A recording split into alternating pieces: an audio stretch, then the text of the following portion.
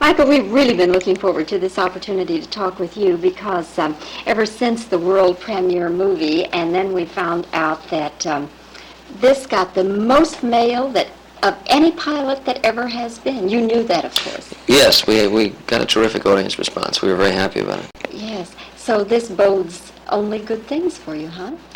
Well, I never try to look for futures. As far as this business is concerned, there are too many things that you don't have any control over, such as time slot, opposition, and so forth. But I was happy to see that the audience enjoyed the show, and we're hopefully going to make some episodes in the future that they're going to like. Do you like your time slot? Any time slot is fine with me. I don't. Again, I don't fight for time slots. I'm really only concerned with making film and good film, and that's all I am in the business for. I don't do the other things. Some of the people who have been saying that this is a kind of Western Waltons. Do you resent that? No, I don't resent that. I think it's an interesting commentary on the state of television. In other words, any show that you have that guarantees nonviolence is in fact in some way a Waltons episode. You know, if we were doing the future and there was no killing, then we would be doing a futuristic Waltons. The fact is that you watch the tube and everybody's getting hit on the head and having car chases. And you can interpose one act of one show with an act of another and never miss a beat.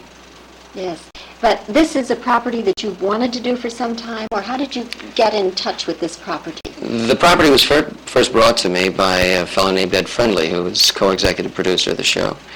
And I read it, and at this particular time I had read probably 40 pilots that NBC wanted me to make, the majority of which were Murder and Mayhem, and the rest of them were doctors working on incurable diseases.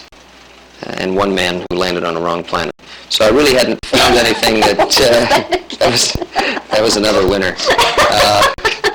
And they made them too. I swear to God, they a lot of heart. But anyway, when this came along, it was fresh for me because it was honest and it was simple and very basic. And I liked the people. I thought the people were nice, and I kind of thought my family would like to watch that. I got a lot of kids, and it's kind of fun to think you're going to do a show that you would be happy to sit in the living room with the whole family and watch. You know, Michael, I have to think a little bit back to Bonanza because I've interviewed Lorne Greene a number of times. Oh, my dada. And your dada, yes. And I knew Dan Blocker well because he was a Texan, and I loved him dearly.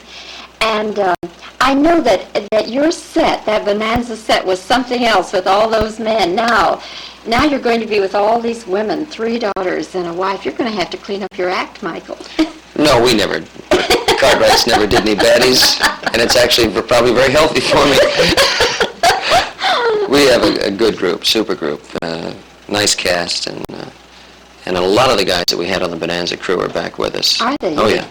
So it's really old home week. Yeah, but still, it's a little different atmosphere, isn't it, with all those women around? No, it's the same laughs. That doesn't change.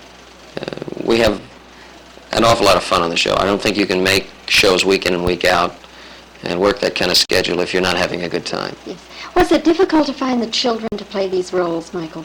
I think we were very fortunate there. I've interviewed probably 100 little girls, and we tested 12. And I think in Melissa Gilbert and Melissa Sue Anderson, and our little tiny one is actually twins, because you can only use a small child 3 hours a day. So we have Lindsay and Sydney Greenbush. We have many little nicknames for them. They're really 2 cute little 4-year-olds. And they together play Baby Carrie. And they both better lose their teeth at the same time and in the same place, hadn't they? Well, we can take care of that. Give them a little shot there off screen that you folks out there won't see. But Michael, you just told me you didn't have any violence on this show. Well, we weren't going to film that here. We were just going to loosen a tooth or two on a kid. And that doesn't hurt. Michael, are you going to direct any of these? Yes. Well, I'll do 4 out of the first 13. 2-hour shows, and then 1 2-hour episode that'll be on week before Thanksgiving. Mm-hmm. And of course, you're the co-producer. Right. Which means you have a piece of the action, as we say. Yes, I'll do anything for money. No, you've already told us that you turned down The Man on the Other Planet, and that was, I imagine, Well, that's fairly- because I didn't own the planet. One serious question I have to ask you, Michael, and that is, we know now, of course, that the actors' strike is not going to take place. But had it taken place, what would this have done to you in the series? Well, what it would have done to me was I would have flown back to Vegas. I was in Vegas this weekend, and I told my wife, I'll call you as soon as I get home, and because we went with another couple, and they're going to drive back tonight. If not, I was going to go back to Vegas. It wouldn't do any more to me than it would do to everybody else, and that is delay premiere week. And those are things that I don't worry about, because again, I have no control over the actor strike, so I don't worry about it. Do you hope this runs as long as Bonanza? Well, I don't know if it can run that long, because I'm getting so tired. No, the difference here is that our kids are going to grow up very, very fast, and it would be interesting to see what would happen, but I don't think the show itself can run 14 years and still have me in it, because it's not like Bonanza where we can make it all up. These books are factual, and the girls are going to grow up, they're going to get married, and they're not going to live with me anymore. So the series itself may continue, but at a given point, it would have to go with Laura and her husband and their own family. And remember, whatever happens, there's always that guy on the other planet. He could come back. Certainly, and haunt me.